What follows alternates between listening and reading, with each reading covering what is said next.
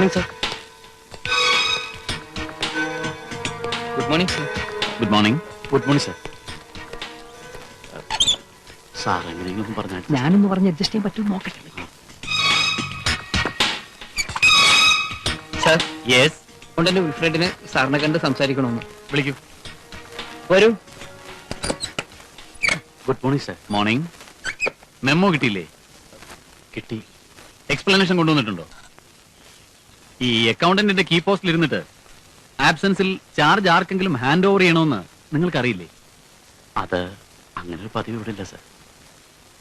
ഇനി മുതൽ ആ പ്രൊസീജിയേഴ്സ് ഫോളോ ചെയ്യാം സാർ.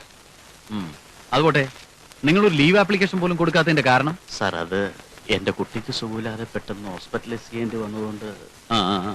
ആ ഡേ ബുക്കും ക്യാഷ് ബുക്കും അപ് ടു ഡേറ്റ് ആക്കി 2 ദിവസത്തിനകം എന്നെ കാണിക്കണം. അതുപോലെ പ്രോപ്പർ വൗച്ചേഴ്സിന്റെ സപ്പോർട്ട് ഇല്ലാത്ത ധാരാളം ട്രാൻസാക്ഷൻസ് നടന്നതായി കാണുന്നുണ്ട്. ഇതൊന്നും പോരാ, എല്ലാം പ്രോപ്പർ ആയിരിക്കണം. ശരി sir.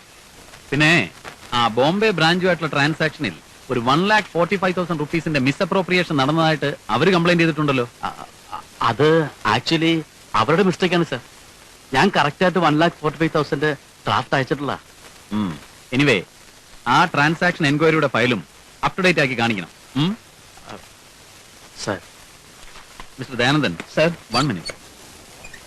I M not at all happy with the whole setup here. ഒരു ടോട്ടൽ അഴിച്ചുപണി ആവശ്യമാണ്. ഹെഡ് ഓഫീസിൽ നിന്നും ഇൻസിസ്റ്റ് ചെയ്തിരിക്കുന്ന ടാർഗറ്റിന്റെ 50% പോലും അച്ചീവ് ചെയ്യാൻ നമ്മളെ കൊണ്ട് കഴിഞ്ഞിട്ടില്ല. അതാണെങ്കിൽ പെൻഡിങ്.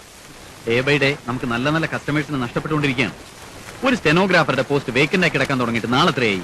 അത് ഹെഡ് ഓഫീസിലേക്ക് പലതവണ റിമൈൻഡർ അയച്ചിട്ടും ആപ്ലിക്കേഷൻ കോൾ ഫോർ ചെയ്ത് ടെസ്റ്റ് ഇന്റർവ്യൂ ഒക്കെ നടത്തി ആളെ പോസ്റ്റ് ചെയ്ത് വരുമ്പോഴേക്കും കാലം എത്ര പിടിക്കും? ടെമ്പററി വേക്കൻസിയിൽ പോസ്റ്റ് ചെയ്യാൻ കുറച്ചുപേരെ ഇന്റർവ്യൂ ചെയ്ത് ഞങ്ങളൊരു ലിസ്റ്റ് പ്രിപ്പയർ ചെയ്തിട്ടുണ്ടായിരുന്നു.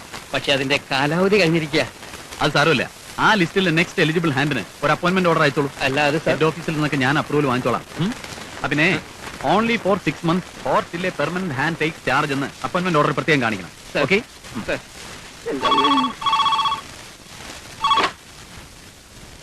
യെസ്.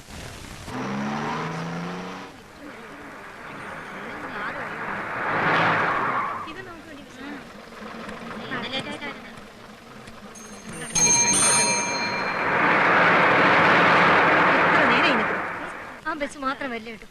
ഓഫീസ് പോകുമ്പോൾ ടൈം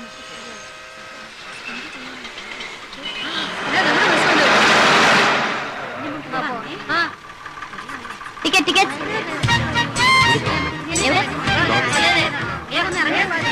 ടിക്കറ്റ് ടിക്കറ്റ് അവിടെ ആരെങ്കിലും ടിക്കറ്റ് എടുക്കാനുണ്ടോ? എവിടെ? ഒരു ടവർ ജംഗ്ഷൻ. എന്നെ മനസ്സിലായില്ലേ? ബസ് ചാടി കയറിയപ്പോ തട്ടിയിട്ട് ഉരുണ്ട് വീണ. മനസ്സിലായി. ചേഞ്ച് ഇല്ലേ? ഇല്ലാത്തോണ്ടാ. ഇതുപോലെ 2 രൂപയുടെ ടിക്കറ്റിന് 100ന്റെ നോട്ട് കൊണ്ട് 10 പേര് കയറിയാൽ ഞങ്ങൾ എന്ത് ചെയ്യും? ഇതേപോലെ 100 രൂപ നോട്ട് വരുമ്പോ ചില്ലറ ഇല്ലാന്ന് മുറുക്കാൻകടക്കാരും ഓട്ടോറിക്ഷക്കാരും ബസ്സുകാരും പറഞ്ഞ സാധാരണക്കാരെ ഞങ്ങൾ എന്ത് ചെയ്യും? ബാക്കി കുറിച്ചിട്ടുണ്ട്.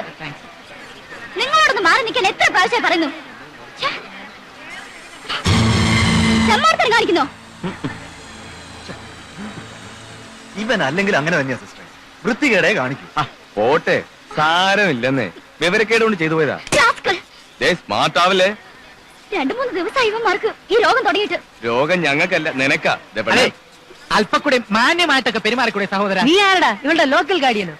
അതെ, ആണെന്ന് തന്നെ വെച്ചോ. നിന്റെയൊക്കെ ധൈര്യം ഒന്ന് കാണട്ടെ. ചോണുണ്ടെങ്കിൽ തൊട്ടുനോക്കണം. ഒന്നൂടെ തൊട്ടാൻ എന്തിയോടാ? എന്തിയുടെ കാര്യത്തിന് തൊട്ടുനോക്കണം.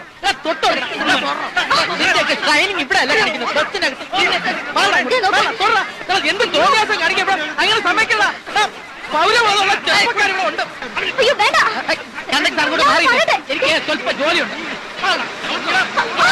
പഠിച്ചിട്ട് എന്നടാ എവരും കണ്ടക്ടറായിട്ടൊക്കെ പറഞ്ഞത് കേട്ടോ? യാത്ര ചെയ്യാനുള്ള യോഗ്യതല്ല. ഇറങ്ങിപ്പോടാ. അവനിങ്ങോട്ട് പറഞ്ഞിട്ട് എല്ലാവരും പറഞ്ഞിട്ട് ഞങ്ങളുടെ കിട്ടൂടാ. കിട്ടിയാ നീ ഞൊട്ടും പോടാ. പിന്നെ നമ്മളെ പാളയൊക്കെ കഴിഞ്ഞിട്ട് എന്നടാ വന്നത്?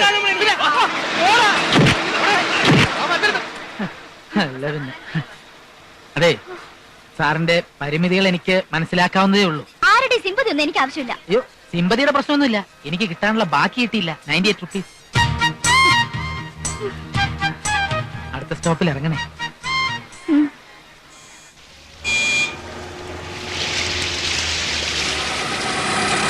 ഓ, പാരയായി. എന്താണ് കാണിക്കുന്നത്? ആകെപ്പാടെ ഇത്രയും സ്ഥലമുണ്ട്. വണ്ടി റിവേഴ്സ് എടുക്കണോ? കണ്ണും മൂക്കും ഇല്ലാതെ കയറി വരുമ്പോ ആലോചിക്കണം. ഓട്ടോ റിവേഴ്സ് എടുക്കണോ? എന്തോ ലക്കും ലഗാനും ഇല്ലാതെ വന്ന് കയറിയതും പോലെ ന്യായം പറയുന്നോ? ഞാൻ വേണേ ഓട്ടോ പുറകിലേക്ക് എടുത്തോളാം. താൻ വലിയ വിട്ടുവീഴ്ചയൊന്നും കാണിക്കണ്ട. സാധാരണക്കാരന്റെ വാഹനമാണ് ഓട്ടോ. 1 ഇഞ്ച് ഇത് പിന്നോട്ട് എടുക്കുന്ന പ്രശ്നമില്ല. അല്ല പിന്നെ വിഷ്ണു, താനാണ് ഈ കുഴപ്പം മുഴുവൻ ഉണ്ടാക്കിയത്. ഇടോ, വലിയ വണ്ടികളെ കാണുമ്പോ ചെറിയ വണ്ടികളെ അടക്കത്തോടെയും ഒതുക്കത്തോടെയും വിനയത്തോടെയും പെരുമാറണം. അത് ശരി, ഇപ്പൊ വാദി പ്രതിയായോ? വാദിയാണെന്നും പ്രതിയാണെന്നും ജഡ്ജിയാണ് തീരുമാനിക്കേണ്ടത്. കൃഷ്ണൻകുട്ടി. ഞാൻ നീ വന്നേ. ഈ പഴയ അലവലായത്തരൊക്കെ ഇപ്പോഴും കൂടെ കൊണ്ടു നടക്കല്ലേ? എന്ത് ചെയ്യാനാ, അതെന്റെ തൊലിയുമായിട്ട് ഇഴുകി ചേർന്ന് പോയി. അല്ല, നീ എന്താ ഇവിടെ? എനിക്കിവിടെയാ ജോലി. എവിടെ? ഇൻഡോ അറബ് ട്രാവൽസിൽ. ഓഹോ, അപ്പൊ ആ മുങ്ങി നടക്കുന്ന കൃഷ്ണൻകുട്ടി നീയാണല്ലേ? കൊള്ളാം. ആ, ഞാനും ആ വഴിക്കാ പോകുന്നത്. നീ ആ ഓട്ടോ വിട്, ഞാൻ ഡ്രോപ്പ് ചെയ്യാം.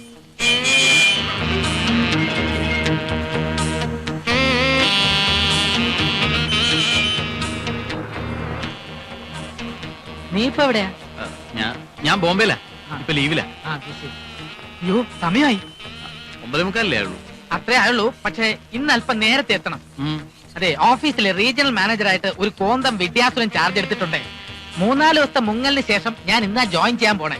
അയാൾ ഓഫീസിൽ എത്തുന്നതിന് മുമ്പ് ഞാൻ എത്തിക്കഴിഞ്ഞാൽ അറ്റൻഡൻസ് രജിസ്റ്ററിൽ ബ്ലാങ്ക് ആയി കിടക്കുന്ന സ്ഥലങ്ങളിലൊക്കെ എനിക്ക് ഒപ്പിട്ട് വെക്കാം. അപ്പൊ എന്റെ ആബ്സെന്റ് ഒക്കെ പ്രസന്റ് ആയി മാറും. പിന്നെ അങ്ങനെ സോപ്പിട്ട് മസ്കടിച്ച് ഞാൻ വലയ വീഴ്ത്തിക്കോളാം. ഏതായാലും ഞാനും കൂടെ നിന്റെ ഓഫീസിലൊന്ന് വരാം. എന്തിനാ? നിന്റെ ഓഫീസൊക്കെ ഒന്ന് കണ്ടിരിക്കാമല്ലോ. എന്നാ വാ, വെൽക്കം.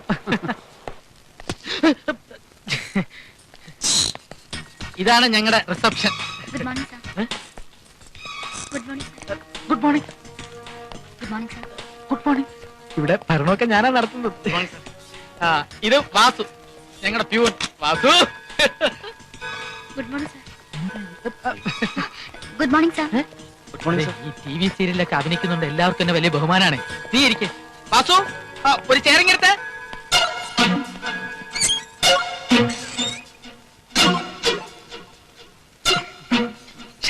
എന്നാ ഓഫീസിനകത്ത് കയറുന്നതിന് മുമ്പെങ്കിലും ഒരു വാക്ക് പറഞ്ഞുകൂടായിരുന്നോ നിനക്ക്? സ്റ്റാഫിന്റെ മുന്നിലൊക്കെ എനിക്ക് എന്ത് വില ആയിരുന്നെന്ന് അറിയാമോ?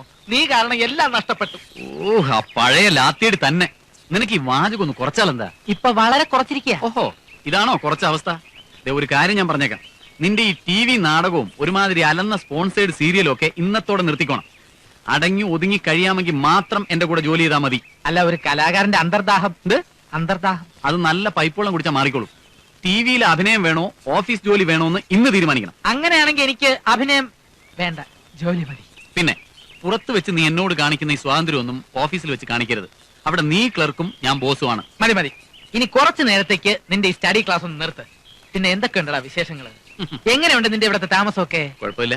എന്നാലും ഇത്രയും വലിയ വീട്ടില് ഒറ്റയ്ക്ക് താമസിച്ചാൽ എന്താ പ്രേതം വരും? അതിപ്പോ നീ ഉള്ളിടത്ത് പ്രേതം വരുമോ? പിന്നെ വിഷ്ണു, ഇന്നലെ ദയാനന്ദ സാർ എന്നോട് ചോദിക്കുക, കൽക്കട്ടയില് നമ്മൾ ഒരു വീട്ടില് ഒരുമിച്ച് ഹാപ്പി ആയിട്ട് കഴിഞ്ഞതുപോലെ ഇവിടെയും ഒരുമിച്ച് താമസിച്ചൂടെന്ന്. അതെയോ? അതിന് ഞാനാണ് റീജിയണൽ മാനേജർ എന്ന് നിനക്ക് ഇന്നല്ലേ മനസ്സിലായത്? പറഞ്ഞോലെ അതും ശരിയാണല്ലോ. ഇനി ഞാൻ വല്ല സ്വപ്നവും കണ്ടതായിരിക്കും. മതി മതി മതി, എടാ കിടന്നുരുളാതെ. കൽക്കട്ടയിൽ താമസിച്ചുകൊണ്ടിരുന്നത് പോലെ തന്നെ കഴിഞ്ഞോളാമെങ്കിൽ ഇവിടെയും താമസിച്ചോ. മനസ്സിലായില്ല. എന്റെ ഒരു പേഴ്സണൽ കുക്കും കൂടിയായിട്ട്. ഞാനൊരു തമാശ പറഞ്ഞതല്ലേ. ഏതായാലും പാചകത്തിന്റെ കാര്യത്തിൽ നീ ആളൊരു കൊച്ചുമെടുക്കനാ. ഇന്ന് തന്നെ ഇങ്ങോട്ട് താമസം മാറ്റിക്കും. നീ ഇങ്ങനെ പെട്ടെന്ന് 1 രൂപ ചോദിച്ചാൽ ഞാൻ എവിടെ നേരാനാ? എങ്ങനെയെങ്കിലും രൂപ ഉണ്ടാക്കി ക്യാഷ് ബാലൻസ് ശരിയാക്കിയില്ലെങ്കിൽ ആകെ പ്രശ്നമാവും. രൂപ കൊടുത്തിരിക്കുന്ന മുഴുവൻ കച്ചവടക്കാർക്കാ, അവർ ഒന്നിച്ചിട്ടല്ലോ. അല്ല, അതിപ്പോ അങ്ങനെ പറഞ്ഞാൽ പറ്റില്ല. ഏത് മുഖേനയും ക്യാഷ് മറിച്ച് അതിൽ എന്റെ ജോലി പോകും. മാത്രമല്ല, ചീറ്റിംഗ് കേസിൽ ഞാൻ ജയിലിൽ പോകേണ്ടി വരും. 1-2 ആഴ്ചക്കായി ശരിയാക്കാൻ പറ്റുമോ നോക്കട്ടെ. നീ ചെല്ല്.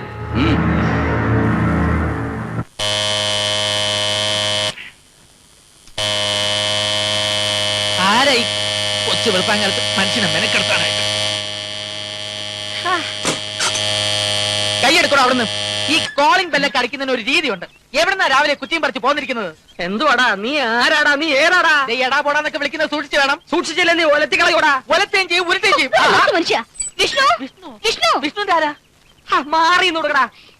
വിഷ്ണു, ഞാനിവിടെ വിഷ്ണു, വിഷ്ണുടെയാ? അയ്യോ, അതെ, വിഷ്ണു വിഷ്ണു ജോഗിങ്ങിന് പോയിരിക്ക. എന്റെ പേര് കൃഷ്ണൻകുട്ടി. ഞാൻ വിഷ്ണുവിന്റെ ഓഫീസിൽ ജോലി നോക്കുക. ഞാനും വിഷ്ണു കൂടെ ഉള്ള പന്തയത്തിൽ വിഷ്ണു ജയിച്ചു. എന്ത് പന്തയം? അല്ല, അവന്റെ അളിയൻ ഇവിടെ വരുമ്പോ ഞാൻ എത്ര ചൂടായാലും സംസ്കാരവും വിവരവും ഉള്ള അളിയൻ തിരിച്ചിങ്ങോട്ട് ചൂടാവില്ലെന്ന് വിഷ്ണു, ചൂടാവുമെന്ന് ഞാൻ. വിഷ്ണു ജയിച്ചു. അതിന് ഞാൻ ഇവിടെ വരും, നിനക്കെങ്ങനെ അറിയാം? അത് വിഷ്ണു, നിങ്ങൾ വിഷ്ണുവിന് അയച്ച കത്തിന്റെ വിവരം അവൻ എന്നോട് പറഞ്ഞു. അത് നിങ്ങൾ കത്തൊന്നും അയച്ചില്ലല്ലോ. അതെന്താ കത്തയക്കായിരുന്നത്? ഇവിടെ വിളച്ചിലെടുക്കല്ലേ? കത്തിലെടുക്കുന്ന ഒട്ടും ഇഷ്ടമുള്ള കാര്യമല്ല. പിന്നെ ചേച്ചി യാത്രയൊക്കെ സുഖമായിരുന്നോ? ആ വിഷ്ണു പറഞ്ഞത് എത്ര ശരിയാ. സ്നേഹവും വാത്സല്യവും അന്തസ്സും ആഭിജാത്യവും കുടുംബ മഹിമയും നിങ്ങളുടെ രണ്ടുപേരുടെയും നെറ്റിയിൽ പോസ്റ്റർ പോലെ എഴുതി ഒട്ടിച്ചിട്ടുണ്ട്. എന്നവൻ പറഞ്ഞോ? ആ വിഷ്ണു സ്നേഹമുള്ളവനാ. ഞാനും. ഉം. സ്നേഹമാണകില സാര. എത്തിയല്ലോ. വിഷ്ണുവിന്റെ കാര്യം പറഞ്ഞതേ ഉള്ളൂ. 100 ആയിസാ. അല്ല, നിങ്ങൾ രണ്ടുപേരും എന്താ ഇത്ര രാവിലെ? വേഗം റെഡിയാകെ. നിന്നെയും കൊണ്ട് വാഴക്കുളത്തൊരു പെണ്ണ് കാണാൻ കൂട്ടിക്കൊണ്ടുപോകാമെന്നാ ഞങ്ങള്. അയ്യോ, ഇങ്ങനെ പെട്ടെന്ന് ഒരു മുന്നറിയിപ്പില്ലാതെ പറഞ്ഞാൽ എങ്ങനെ? മുന്നറിയിപ്പ് തരരുത്. കൊടുങ്കാറ്റോ പേമാരിയാണോ? വെറും ഒരു പെണ്ണ് കാണൽ. അതെ. ദേ, ഇതിനെങ്കിലും ഒഴിവൊഴിവ് പറയരുത്. ആ. നല്ല ആലോചനയാ. എങ്ങനെ ഇത് നടത്തണം? എന്നാ പിന്നെ നമുക്ക് അടുത്ത ഞായറാഴ്ച. ശുഭകാര്യമല്ലേ വിഷ്ണു, മാറ്റി വെക്കരുത്. ചേച്ചിയും അളിയനും കൂടി എന്തുമാത്രം ബുദ്ധിമുട്ടി കാണും. അതെ, നമുക്ക് എല്ലാവർക്കും കൂടി ഐശ്വര്യമായിട്ട് പോയിട്ടിങ്ങി വരാം. നമുക്കോ? നമുക്കെന്ന് ഞാൻ ഉദ്ദേശിച്ചത് നിങ്ങൾ 3 രൂപ. വേഗം റെഡിയാകെ. ഉച്ചയ്ക്ക് മുമ്പ് നമുക്ക് അവിടെ എത്തണം. അല്ല, എന്റെ കണ്ടീഷൻസ് എല്ലാം ഓക്കെ? കണ്ടീഷൻസ് എല്ലാം ഓക്കെ, ഡബിൾ ഓക്കെ. എന്നാ ഞാൻ പോയി പെട്ടെന്ന് ready ആവാം. അല്ല ഏട്ടാ, എന്താ ഈ കണ്ടീഷൻസ് എന്നറിയാൻ എനിക്കൊരു താല്പര്യമില്ല. അതൊക്കെ അവരവരുടെ ഇഷ്ടം. ഇവനിതാരടെ? എടേ തന്നെ ഒരിക്കൽ കൂടെ വിളിക്കേട്ടാ. എന്തുവാടേ? ഒരിക്കൽ കൂടെ വിളിക്കേട്ടാ. പോടേ.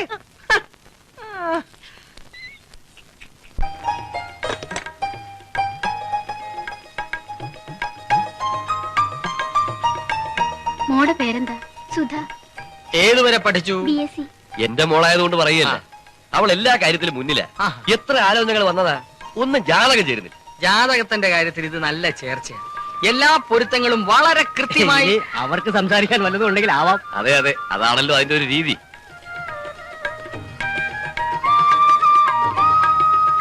आपको कर्नाटिक संगीत जानता है? അല്ല, പയ്യന് മലയാളം അറിയില്ലേ? കുട്ടിക്ക് ഹിന്ദി അറിയില്ലേ? ഇല്ല. കാംബോജിയിൽ ഒരു കീർത്തനം ആലപിക്കാം. അയ്യോ, കർണാടക സംഗീതം ഒന്നും അറിയില്ല. പോകാം. അല്ല, നിങ്ങൾ പെണ്ണ് കാണാൻ വന്നതാണോ കച്ചേരിക്ക് ബുക്ക് ചെയ്യാൻ വന്നതോ? വിഷ്ണു, നാണം കെടുത്തരുത്.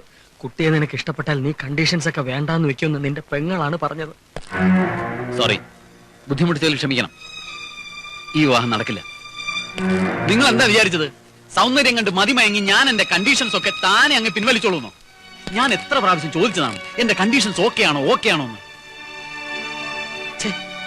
ആ കുട്ടിക്ക് എന്ത് ഫീൽ ചെയ്ത് കാണും? ഓഹോ, അതാണ് പ്രശ്നം. അവളുടെ ഫീലിംഗ്. ആ പെണ്ണിന്റെ തള്ളയുടെയും തന്തയുടെയും മുമ്പിൽ ഞങ്ങൾ ഷൂ നായിപ്പോയി. ഷൂ നായണം.